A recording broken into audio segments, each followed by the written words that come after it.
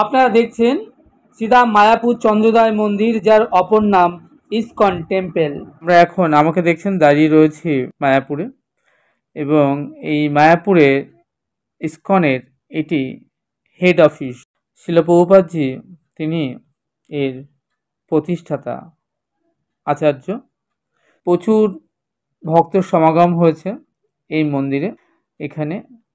আর আমি যেখানে দাঁড়িয়ে আছি ঠিক তার পাশে যে ভবনটি, এখানে যারা বাইরে থেকে আসেন গাড়ি পার্কিংয়ের ব্যবস্থা রয়েছে। আর বাইরে থেকে ভক্তরা অতিথিদের জন্য রয়েছে এই সামনে দেখছেন যে চালাটি, এটি একটি বিশ্রামাগার। পাশে রয়েছে শৌচালয়, তার পাশে গার্ডেন, আর ঠিক তার উল্টো দিকে রয়েছে অন্নদান কমপ্লেক্স। এখানে প্রত্যেক দিন সকাল 9টা থেকে 11টা, আর 12টা থেকে 2টো, 4টে থেকে 6টা, আর রাত 7:30 8টা থেকে 9:30 পর্যন্ত হাজার হাজার ভক্তদের জন্য অন্ন সেবার ব্যবস্থা আছে ফ্রি। আর এই যে গৌরাঙ্গ কুটির, এখানে 100 টাকায় থাকার ব্যবস্থা রয়েছে। এই অন্নদান কুটিরে আপনারা দেখতে পাচ্ছেন, এখানটায় আপনি অন্ন সেবা পেতে পারেন ফ্রিতে সম্পূর্ণ। তার জন্য আপনাকে এখানে লাইন দিতে হবে এবং আপনি অন্ন সেবা করতে পারেন। ভগবানের ধামে এসে ভগবানের শ্রী বিগ্রহ দর্শন, অপ্রাকৃত হরিকথা শ্রবণ এবং তার সাথে ভগবানের প্রসাদ সেবা করা অতি দুর্লভ। যাই হোক, তো এই রাস্তাটা দেখছেন যারা যাচ্ছেন গোশালার দিকে, গোশালা থেকে তারা আবার ফিরে আসতে পারেন গোশালা দর্শন করে মন্দিরে। আর গোশালার ওই দিকটাই রয়েছে গুরুকুল। যথারীতি 4:20 থেকে নেক্সট অন্ন সেবা শুরু হবে অন্নদান কমপ্লেক্সে। সেই মতো ভক্তরা দেখছেন লাইনে দাঁড়িয়ে আছে। এখানে প্রত্যেক দিন শয়ে শয়ে ভক্তদেরকে ফ্রিতে অন্ন সেবা দেওয়া হয় বসিয়ে এই অন্নদান কমপ্লেক্সে। সেই মতো আমরাও ভেতরে প্রবেশ করলাম। আপনারা দেখছেন প্রচুর ভক্তরা তারা বসেছেন সেবার জন্য। এখানে একসাথে 350 ভক্ত বসে সেবা পেতে পারে।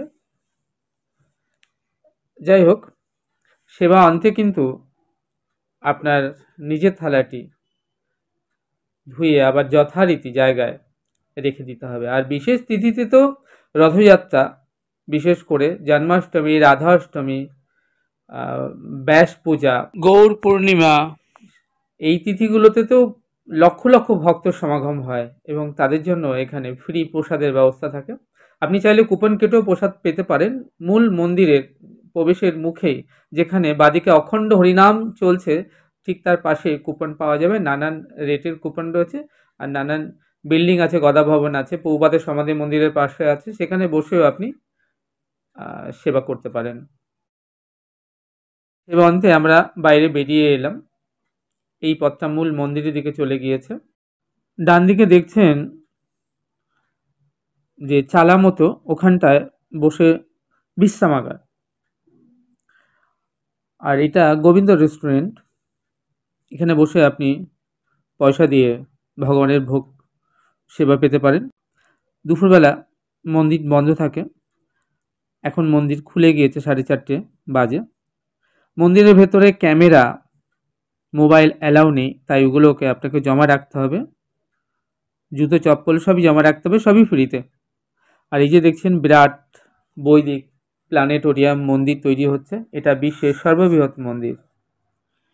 এটা এবছরই ওপেন হওয়ার কথা।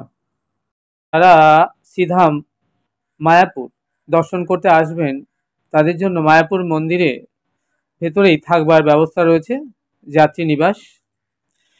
বিভিন্ন রেটের বিভিন্ন মাপের ঘর রয়েছে এখানে। তার জন্য অফিসও আছে, আপনি ইনকোয়ারি অফিসে যোগাযোগ করে আপনি সেখানেও চাইলে থাকতে পারেন।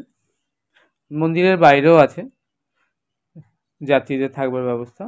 আপনার সুবিধা মতো আপনি সেখানে থেকে মায়াপুর ধাম কিংবা গঙ্গা পেরিয়ে ওপারে নবদ্বীপ ধামে আপনি থাকতে পারেন। নবদ্বীপ ধামে ভারত সেবা আশ্রম সংঘ রয়েছে।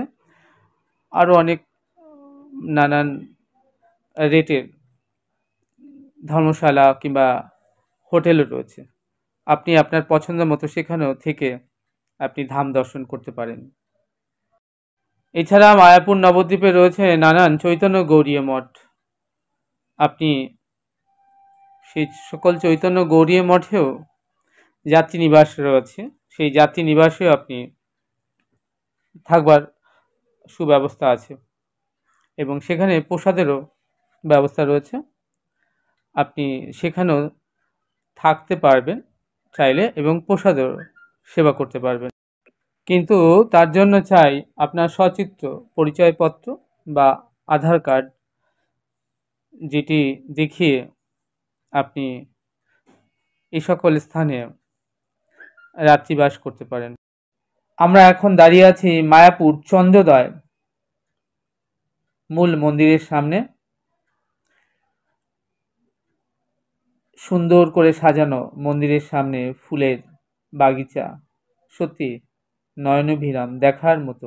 কত ফুল রং বেরঙের ফুটে রয়েছে, সামনে বিস্তৃত গার্ডেন আর এই নতুন মন্দির কমপ্লেক্স বৈদিক প্ল্যানেটোরিয়াম। এই নতুন মন্দিরটি তৈরি হলে এটিই হবে বিশ্বের বৃহত্তম ধর্মীয় মন্দির। আপনারা দেখছেন মন্দিরের ভেতরে শ্রী বিগ্রহ, গৌর নিতাই সহিত পঞ্চতত্ত্ব, অষ্টসখী সহিত রাধা মাধব এবং নৃসিংহদেব শ্রী ভগবানের অপ্রাকৃত দিব্য দর্শন সেরে আমরা ধীরে ধীরে মন্দিরের বাইরে বেরিয়ে আসব। আপনাদের জানিয়ে রাখি, মায়াপুরের মূল মন্দিরে ভেতরে মোবাইল, ক্যামেরা বা যে কোনো ধরনের ইলেকট্রনিক্স ডিভাইস নিয়ে মন্দিরের ভেতরে প্রবেশ সম্পূর্ণভাবে নিষিদ্ধ। মন্দির দর্শন সেরে আমরা ধীরে ধীরে মন্দিরের বাইরে চলে এসেছি। এখন সন্ধ্যা হতে আর বেশি বাকি নেই, আমাদের ট্রেন ধরবার তাড়া রয়েছে। আজই আমাদের কলকাতায় ফিরতে হবে, তাই আমরা এখন মূল গেটের দিকে এগোচ্ছি। এমন সময় আমরা দেখতে পেলাম এক ঝাঁক বিদেশি ভক্তরা, তারা কি অপূর্ব সুরে তারা হরিনাম সংকীর্তন করছে, দেখে সত্যি মন প্রাণ যেন ভরে গেল।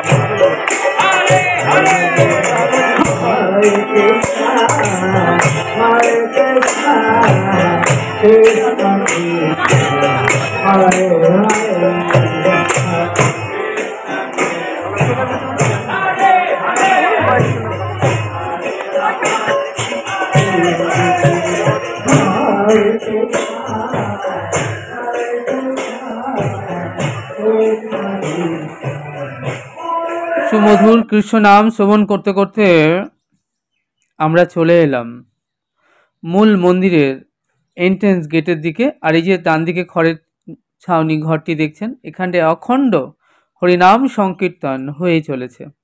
আর এটা পৌবাজির পুস্তক, গীতা, ভাগবত আদি বিক্রয় কেন্দ্র। আর এটা মূল মন্দিরের প্রবেশদ্বার। একদিক থেকে ভক্তরা মন্দিরের মধ্যে প্রবেশ করছেন, আরেক দিক থেকে যাদের মায়াপুর মন্দির দর্শন করা হয়ে গিয়েছে তারা মন্দির থেকে ধীরে ধীরে বেরিয়ে যাচ্ছেন।